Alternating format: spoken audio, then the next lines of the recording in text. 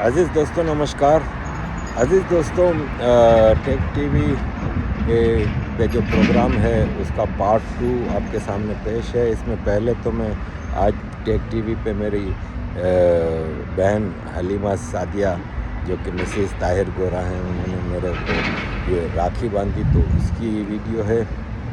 और दूसरा, ताहिर भाई से मैंने कुछ पॉलिटिक्स पे सवाल किए, वो आपके सामने रखूँगा।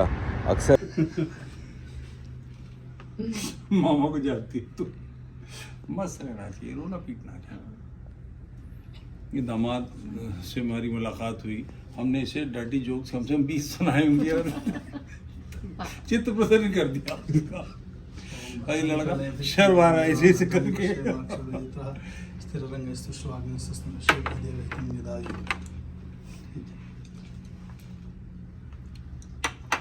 अगर सनातनी होता तो ये बद्धो बलि राजा कर रहा होता।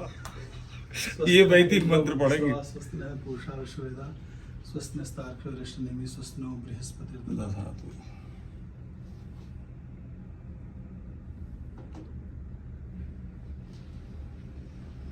आप कौन सा पसंद करेंगे, लड्डू या गुलाब जामुन? प्लेट ही दे दीजिए। फिर पता नहीं उसमें नहीं पूरा पूरा अरे क्या करें पहले इनका भला कैसे होगा चित्त से। Very willing.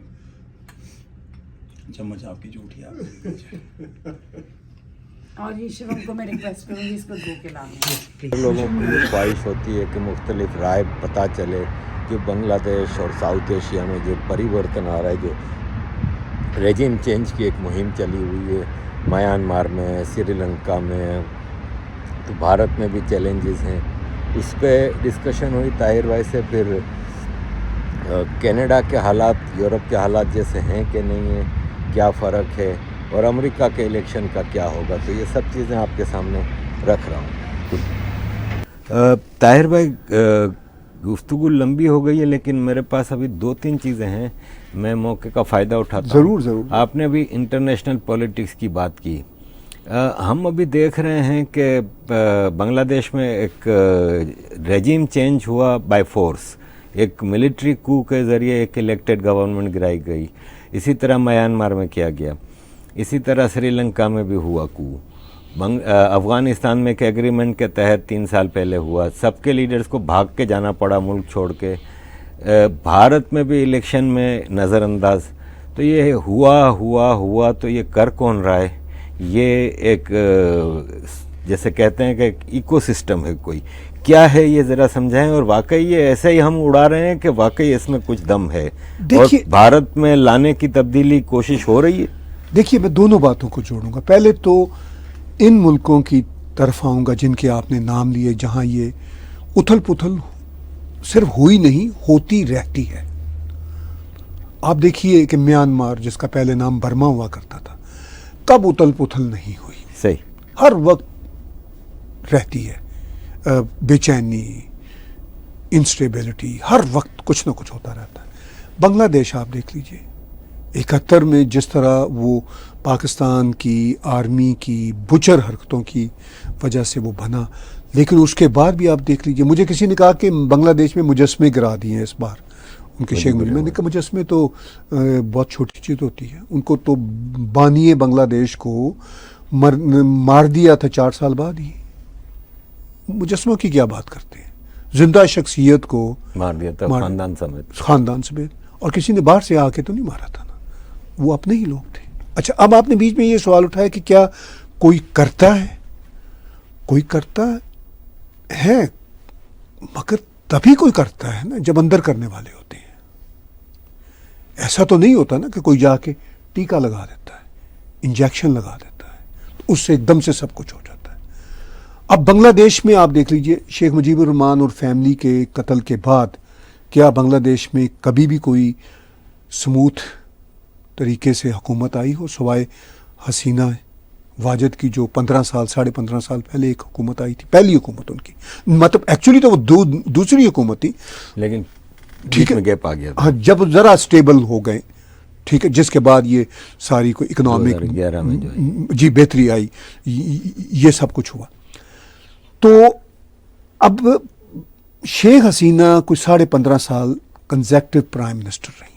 चौथा इलेक्शन उन्होंने जीता था, मगर देख लीजिए इस चौथे इलेक्शन में ऑपोजिशन ने बाइकआउट किया था। तो ऐसी बात तो नहीं है कि कोई शेख हसीना या अवामी लीग ने भी बड़े आइडियल काम किए हों। फ्रैंकली हमें सच बोलना है। सही है, हाँ। ठीक है, इनके यहाँ भी ह्यूमन राइट्स के ठीक ठाक इश्यूज थे। अच्छा, एक इलेक्शन मुझे तब का भी याद है जब अवामी लीग के कुछ लोग लड़ रहे थे, तब जब ये बांग्लादेश नेशनल पार्टी जो है BNP के इलेक्शन जब वो पावर में थी, तो तब अवामी लीग ने भी हिस्सा नहीं लिया था। एक ऐसा भी इलेक्शन मुझे याद आ रहा है। इसका मतलब यह है कि सच्ची बात यह है कि इन मुल्कों में डेमोक्रेसी या डेमोक्रेटिक वैल्यूज ठीक से अभी अंदर सराइत नहीं कर सकी, जिसका फायदा फिर बाहर की कुव्वतें उठाती हैं। देखिए ना, मैं अपने घर के दरवाजे, अपने स्टूडियो के दरवाजे खुले छोड़ूंगा और अंदर भी हम लोगों की छोटी सी टीम में लड़ाइयाँ होती रहेंगी, तो फिर तो बाहर के लोगों को पूरा मौका मिलेगा। तो मैं सिर्फ और सिर्फ बाहर की कुव्वतों को जिम्मेदार नहीं कराता। अंदर के मामला हैं, अंदर के मामले जब उसको मैं जोड़ता हूं भारत के साथ। भारत में क्या ट्राइबल इश्यूज कम है, कम्युनल जो ख्यालात हैं वो कम है। आप देखते हैं सड़कें बंद हो जाती हैं जुमे के रोज। ठीक है, शाहीन बाग देख लिया आपने, फार्मर्स प्रोटेस्ट देख लिया। तो क्यों वहां पे शाहीन बाग बांग्लादेश की स्टूडेंट मूवमेंट नहीं बन सका? भारत की सरकार ने क्रैक डाउन नहीं किया। अच्छा, हाँ, उनको हक दिया कि कर लो भी बात। सड़कें बंद कर दी उन्होंने, 1.5-2 साल बंद रही शाहीन बाग, अगर मैं ठीक से याद करूं तो। और फार्मर्स प्रोटेस्ट में तो पूरा इंटर प्रोविंशियल। ठीक है ना जी। अब 1.5-2 साल मुझे जो याद आ रहा है, शाहीन बाग ने वो दिल्ली की जिंदगी अजीरन कर दी। अगर वो कोविड ना आता तो शायद खत्म ही ना होता। लेकिन भारत की सरकार ने क्रैक डाउन नहीं किया। तो ये वजह थी। ठीक है, सही डेमोक्रेटिक वैल्यूज भारत की सरकार ने दी, तो वो भारत को कुछ नहीं हुआ। फार्मर्स प्रोटेस्ट में जो पहला फार्मर्स प्रोटेस्ट था, फार्मर्स ने पार्लियामेंट के सामने के पास ही है किला, उसमें अटैक कर दिया था, फिर भी वो क्रैक डाउन नहीं किया था। सही, ठीक है ना, बिल्कुल दुरुस्त। अच्छा, भारत के इलेक्शन आप देख लीजिए, मोदी जी के बारे में उनके ओपोनेंट्स कितने सख्त लफ्ज बरते हैं। मोदी जी की सरकार के किए हुए किसी, यानी उनकी निगरानी में किसी इलेक्शन पे ऑपोजिशन भी उंगली नहीं उठाती। सही सही, चूंकि फेयर होते थे। पाकिस्तान में आपके सामने इलेक्शन है, 2018 का कितना फ्रॉड इलेक्शन था, 2024 का कितना फ्रॉड इलेक्शन। एक फ्रॉड इलेक्शन में इमरान खान को हमायत मिली, दूसरे फ्रॉड इलेक्शन में इमरान खान को बाहर निकाला गया। ऐसा ही है। ठीक है, तो जाहिर है गम गुस्सा तो होगा ना। बांग्लादेश की सूरत हाल बता दी। श्रीलंका में इकोनॉमिक क्रंच ने उनको मारा, अदरवाइज श्रीलंका इन तीनों मुल्कों से बेहतर चल रहा है, कल्चरली भी और स्टेबिलिटी के एतबार से भी। तो भारत ने अपनी इतनी बड़ी डेमोक्रेसी, इतनी बड़ी पॉपुलेशन के साथ जो कुछ किया वो स्टेबिलिटी रही, और उसी स्टेबिलिटी की बुनियाद पर जो आपके सवाल का दूसरा हिस्सा था कि क्या भारत में ये कोई ये वाले मसाइल तो नहीं आते, नजर आते नहीं नजर आते। ये मसाइल भारत में सबसे पहले होते अगर भारत के अंदर ये वाली खराबियां होती जो पाकिस्तान, बांग्लादेश और श्रीलंका वाली और म्यांमार वाली है। क्योंकि वो खराबियां भारत के अंदर के निज़ाम में मौजूद नहीं है। इंस्टीट्यूशंस भारत के अंदर स्ट्रांग है, मीडिया स्ट्रांग है, ठीक है, पॉलिटिकल जो जिसे पंजाबी में कहते हैं थैं पटास, वो तो 24 घंटे भारत में चलती रहती। सही सही। लेकिन ऐसा नहीं होता कि मतलब इस नहज पे जाए, और जा ही नहीं सकती ना। फर्ज कीजिए अगर 2024 के भारत के जो इलेक्शन थे, जैसा कि भारत की ऑपोजिशन वार्निंग दे रही थी, अगर इसमें कोई गड़बड़ होती तो क्या आपका ख्याल था कि भारत की इस ऑपोजिशन ने उन इलेक्शन को एक्सेप्ट करना था? सही। बीजेपी की सीटें कम हुई, मेजोरिटी से माइनॉरिटी की सरकार हुई, कोलिशन की सरकार बनी, सारांखों से तस्लीम किया, अपोजिशन ने भी माना। अच्छा, इससे पहले 2019 में अपोजिशन 50 सीटों पे रह गई, इस बार 99। ठीक है ना, तो तब भी मतलब मैं उनको भी क्रेडिट देता हूं, I have to be fair. हाँ हाँ ठीक है, वो 50 सीटों पे रह गए तो उन्होंने ये तो नहीं कहा ना धांधली हुई थी। सही, उन्होंने कहा हाँ जी बीजेपी ने हिंदुत्व का कार्ड बरता जिसकी वजह से हमारे पास सीटें ऐसा कम। ही है। ठीक है ना, ये तो नहीं कह सकी ना अपोजिशन कि धांधली, क्योंकि धांधली हुई नहीं थी। सही, तो जब भारत का सिस्टम इतना इंटैक्ट है तो भारत को ये चैलेंजेस नहीं होंगे। बाकी देश अब पॉलिटिकल कंजम्पशन करते रहेंगे। इसमें एक छोटी सी और जुड़ी बात है कि बाहर की कुव्वतें, कोई ये कहे कि जी ये जैसे बांग्लादेश की मिसाल की कोई अमेरिका ने CIA ने कर दिया, ने कुछ नहीं किया भैया, बहुत कुछ थोड़ा बहुत इंटरेक्ट असर होगा, वो तो चीन के इंटरेस्ट ज़्यादा हो सकते हैं उनके साथ। तो ये हैं वो बातें, होते हैं बाहर के असर, मैं ये नहीं कहता, लेकिन असल मसाइल अंदरूनी मसाइल हैं। ताहिर भाई वन लास्ट क्वेश्चन ले लेते हैं। जी जरूर जरूर जरूर। आपके पड़ोस में भी इलेक्शन होने वाले हैं जी 2-3 महीनों में जी और एक बड़ा तगड़ा मुकाबला, जो प्रेडिक्शंस आ रही हैं, काफ़ी पोल्स जो हैं वो बराबर इस वक्त दे रहे हैं, कभी एक को 49 एक को 51 इसी तरह चल रहा है। लेकिन एक आप ज़्यादा बेहतर जानते हैं कि हम ये समझते हैं कि पिछली बार इलेक्शन में प्रेसिडेंट ट्रंप वाज विक्टोरियस, लेकिन जी। शायद ज़बरदस्ती हराया गया। जी। इस बार आपको क्या लगता है कि फ्री एंड फेयर इलेक्शन होंगे और क्या तब्दीली आएगी? अगर सपोज प्रेसिडेंट ट्रंप जीत जाते हैं तो क्या उनसे जो एक्सपेक्टेशंस हैं वो डिलीवर कर पाएंगे? देखिए, अमेरिका भी आज के दुनिया के बहुत सारे समाजों की तरह एक पोलराइज समाज है। अगर सदर ट्रंप 2019 का इलेक्शन जीत भी जाते, फर्ज कीजिए दोबारा से जीत जाते, एक दफ़ा तो वो प्रेसिडेंट बने थे, अगर वो जीत भी जाते तो भी कोई हार्डली 1% 2% के वोटों से ही जीतना था। हाँ, ऐसा तो नहीं होना था नहीं, ना मेजोरिटी तो नहीं कि मतलब कोई 10% से उन्होंने हाँ, हारा हाँ। तो जब इतना कम मार्जिन हो उसमें ठीक से कहा नहीं जा सकता कि किसका पलड़ा भारी है और कौन नीचे है। मैं ये बात तयक्कुन से नहीं कह सकता कि उसमें किसी किस्म की कोई धांधली हुई थी। मैं ये बात तयक्कुन से कह सकता हूं कि मैनूवरिंग हुई थी। हाँ, ठीक है, और ये मैनूवरिंग दुनिया की हर हर डेमोक्रेसी में होती है। आपके देश फ्रांस में अभी इलेक्शन में मैनूवरिंग हुई हुई, बिल्कुल कि हुई। पहले हल्ले में जो Extreme पार्टी right। जीत रही थी, दूसरे हल्ले में साफ उन्होंने ओपनली मैनूवरिंग की ना। बिल्कुल की। हाँ, ठीक है, वो मैनूवरिंग की तो वो हार गए। मैनूवरिंग पॉलिटिक्स में जायज होती है। इसी तरह की मैनूवरिंग उन इलेक्शन में मैं देखता हूं जब जो वो हुए थे। अब जो आने वाले इलेक्शन है, देखिए फ्रैंकली इस वक्त मैं बहुत करीब से अमेरिका की पॉलिटिक्स को वॉच करता हूं। सदर ट्रंप का पलड़ा थोड़ा सा भारी हुआ था उनके ऊपर, जो असैसिनेशन एक अटेम्प्ट हुआ, और जो बाइडन उस वक्त प्रेसिडेंट रेस का हिस्सा थे, जो बाइडन का ग्राफ नीचे आया हुआ था। अब जो बाइडन ने देखा या उनके हवारियों ने देखा कि भाई इसको जरा नीचे बैठाओ, चूंकि इसका तो सदर ट्रंप का तो पलड़ा ऑलरेडी भारी हो गया, 2-3% चले गए ना ऊपर, 2-3% अमेरिका में बहुत होता है। तो अब कमाला को आगे किया। अच्छा, अब लोग समझ नहीं पा रहे कि अमेरिका वो वाला अमेरिका नहीं है, बाइबल बेल्ट वाला अमेरिका नहीं है कि जहां जिसने तय किया था कि एक औरत सदर नहीं बन सकती अननून तरीके से। हाँ। अब वो अमेरिका बहुत बदल गया हुआ है, नई नस्ल है, लेफ्टिस्ट के लोग हैं, इमिग्रेंट कम्युनिटीज़ हैं, इतनी स्ट्रांग हैं। अच्छा, जब कमाला प्रेसिडेंट कैंडिडेट बनी जिस दिन, तो उसके बनने के 48 घंटे बाद ही ठीक ठाक फंड रेज इकट्ठा हो गया। तो मेरे तो कान तभी खड़े हो गए कि भाई कॉरपोरेशंस भी इनके साथ हैं। और सदर ट्रंप देखिए ब्लंडर करते हैं, बोलने में वो एहतियात नहीं करते हैं। पॉलिटिक्स एहतियात का नाम है। फिर अभी जो अपना वाइस प्रेसिडेंट लाए हैं J.D. वैंस, उसका भी ठीक ठाक पैकेज है। अब आपको साफ नजर आ रहा है कि कमाला जो है, इलेक्शन तो अभी नहीं हुए ना, कमाला का ग्राफ ऊपर चला गया है। हाँ। फिर कमाला ने अक्लमंदी करके एक बेहतर आदमी को, VP टिम वॉल्स को सामने, वो बहुत सीजनड आदमी है, ठीक है, बहुत बोलना जानता है, इधर अपना बच्चा है, ठीक है।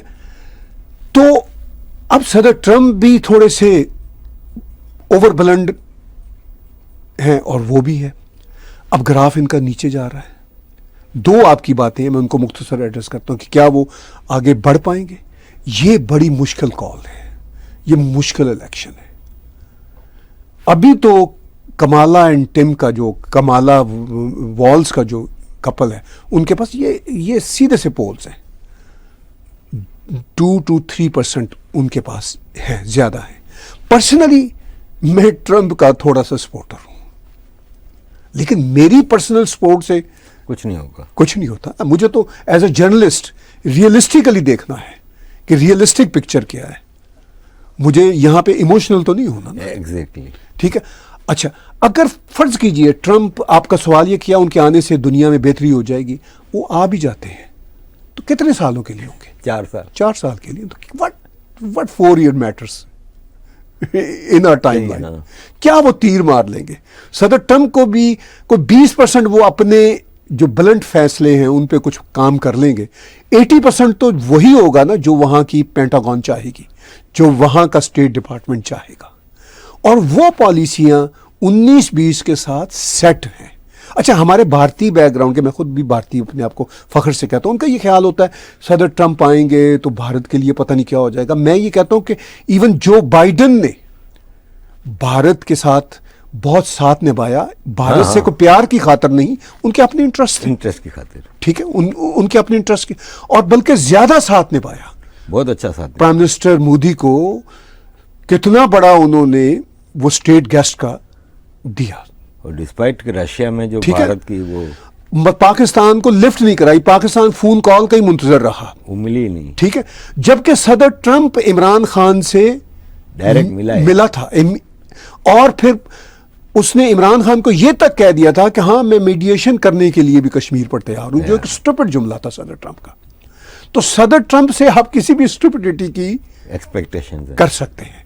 तो इस सारी सिचुएशन में मैं ये कहता हूं कि हमें ये इस सिलसिले में कोई हाइपर नहीं होना चाहिए कि सदर ट्रंप आएंगे तो कोई दुनिया बदल जाएगी, या भारत और अमेरिका के रिश्ते आसमान की ऊंचाइयों को छुएंगे। वो आएंगे मैक्सिमम, फर्ज कीजिए 4 साल के लिए आएंगे, फिर तो वो कभी आ ही नहीं सकेंगे। ठीक है ना। तो इतना सा खेल है। अमेरिका पेंटागन से, डीप स्टेट से, स्टेट डिपार्टमेंट से, CIA से चलता है, आज तक उन्हीं की मदद से चलता आया है और उन्हीं की मदद से चलता चला जाएगा। हम ऐसे ही अपनी उम्मीदें वाबस्ता किए रखते हैं। ताहिर भाई, एक सवाल और रह गया, छोटा सा है कि यूरोप में आप देख रहे हैं कम्युनल इश्यूज, एक्सट्रीम राइट अब प्रोटेस्ट पे आ गई है, कितने मसले हैं वहाँ पे, प्रोटेस्ट बहुत हो रहे हैं, क्राइम बहुत बढ़ गया है। आपके कनाडा का क्या हाल है कंपेयरिंग टू यूरोप? देखिए, हमारा कनाडा भी उसी रास्ते पे है अच्छा जिसमें यूरोप है, और उसकी बड़ी साफ वजह है। जो कुछ यूरोप में हो रहा है ये पहली बार नहीं हो रहा। आप भी यूरोप में रह रहे हैं लंबे अरसे से, पहले भी होता आया है। इसलिए होता आया है कि जब वहां पे अब चूं-चूं का मुरब्बा बनेगा, दुनिया भर की कम्युनिटीज आके रहेंगी, तो नेचुरली क्लैशेस तो होंगे। जब आप अपने देश में ऐसी ऐसी कम्युनिटीज को भी सिटीजनशिप देंगे जो आपके देश के फैब्रिक के साथ, सोशल फैब्रिक का हिस्सा नहीं बनना चाहते, तो क्लैश तो होंगे। मेरा ये घर है, इसके मैं कुछ कमरे किसी को छोटे करके किराए पे देता हूँ, मेरा नहाने का तरीका कुछ और है, दूसरा कहता है नहीं मैंने तो भी अफ्रीका के स्टाइल में, मैं माफ़ी चाहता हूँ, मैं अफ्रीका को कोई टारगेट नहीं करना चाहता, मैं एक मिसाल दे रहा हूँ कि मैं तो उसी स्टाइल में अपना टॉयलेट रखूँगा। तो मैं कहूँगा कि यार ये तो मेरे पूरे घर का सीवरेज ही डिफरेंट हो जाएगा, और वो तैयार ही नहीं है, वो अपने अंदाज में रहना चाहता है। या तो वो एसिमिलेट हो, ठीक है, वो कहता है कि जी जैसे हमारी अपनी मुस्लिम कम्युनिटीज हैं, अब आपके सामने है 3-3, 4-4 नस्लों से पाकिस्तानी कम्युनिटीज इंग्लैंड में प्रिसाइसली रह रही हैं, ठीक है। तो आज भी उनके तीसरी नस्ल के बच्चे भी अपने आप को पाकिस्तान ओरिजिन कहते हैं, हाँ। जो वहां पे पैदा हुए हैं। जब आप, एक हमारी कहावत होती थी जैसा देश वैसा बेस, तो हमारी तो तीसरी नस्ल जैसा देश वैसा बेस पे नहीं है, जो पैदा हुई है, जिसका देश है वो उस देश को अपना नहीं रही, तो फिर क्लैशेस तो नेचुरल होते हैं। ये कुछ वहां पे हो रहा है, लेकिन सूरत हाल, वो मैं क्या होता हूं बोलने वाला, एलॉन मस्क ने कह दिया कि सिविल वॉर इज इनएविटेबल। अच्छा, ये जरा स्ट्रॉन्ग स्टेटमेंट थी।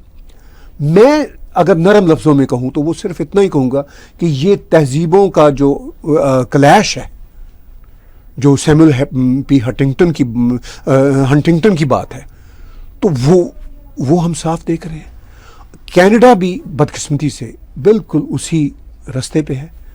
तो एज अ कैनेडियन मैं दुआ ही कर सकता हूँ और कोशिश भी करता हूँ कि कनाडा में कैनेडियन वैल्यूज़ रहें। ये मेरा प्यारा देश है, मेरे पास तो एक ही सिटीजनशिप है, सिर्फ कनाडा की।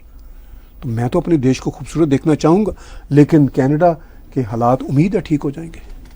ताहिर भाई, थैंक यू वेरी मच, आपकी मोहब्बत का, आपकी इनायत का, आपकी जो इज्जत देते हैं, and thank you very much for your talk. So nice of you, Thank you, बहुत sir. शुक्रगुजार है कि आपने हमें यहाँ पहुँच के मौका दिया अपनी बात आप Thank तक और you, आपके व्यूअर्स तक पहुँचाने का। अजीज दोस्तों, देखा आपने टेक टीवी का सफ़र, ताहिर भाई की ज़िंदगी के हालात, तारिक भाई के हवाले से चीज़ें बताई और कुछ इंटरनेशनल टॉपिक्स पे भी हमने ताहिर भाई से जानकारी ली। थैंक यू वेरी मच अजीज दोस्तों for all your support. Kindly keep supporting.